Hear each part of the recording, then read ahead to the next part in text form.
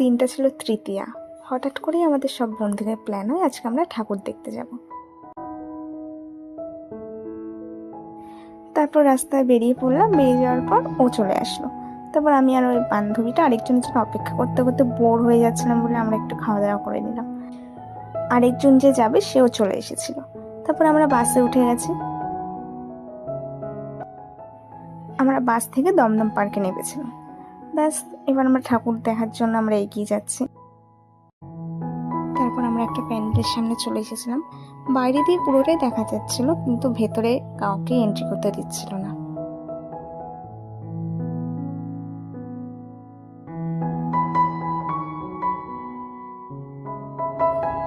তারপর ওখানে লাইটিং ছিল, লাইটিং এর দিক